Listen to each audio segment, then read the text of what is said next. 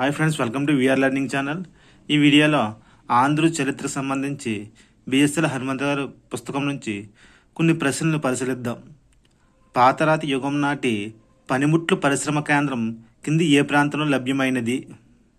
Option A Giddalur, option B Pathapadu, option C Billasurgam, option D Kesarapalli. ఈ ఆప్షన్లన్నీ గతంలో మనకి వివిధ ప్రశ్నల రూపంలో వచ్చినవే.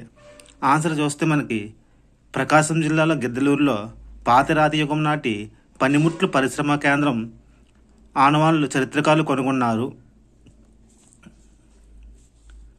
పాతరాతి యుగం నాటి జంతు కళేబరాలు ఏ ప్రాంతంలో లభ్యమైనవి? Option A Giddalur, option B Pathapadu, option C Billasurgam, option D Utnoor. ఇక్కడ సరైన ఆన్సర్ పరిశీలిస్తే ఆప్షన్ సి ఫ్రమ్ కర్నూలు బిల్లాస్వర్గంలో జంతు కళేబరాలు లభ్యమైనవి.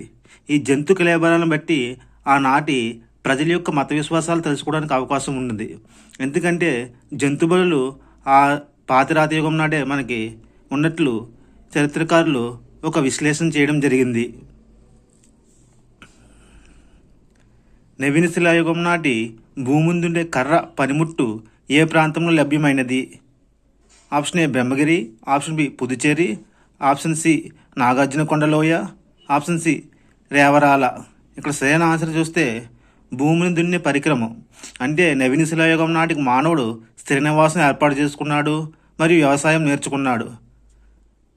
నాగార్జునకొండ లోయలో భూమిని దున్నే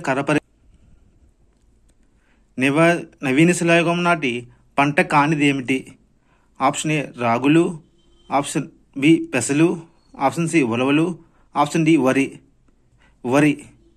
నవీన యుగంలో మనకి రాగులు పెసలలో పండించిన వరి ఇనుప యుగంలో పండించడం జరిగింది. తామర శిలాయుగం నాటి చిత్రాలంకృత మృణ్మయ పాత్రలు ఎక్కడ లభ్యమైనవి? పాతపాడు. సరైన ఆన్సర్ చూస్తే మనకి పాతపాడులో తామర శిలాయుగం నాటి చిత్రాలంకృత మృణ్మయ పాత్రలు లభ్యమైనవి.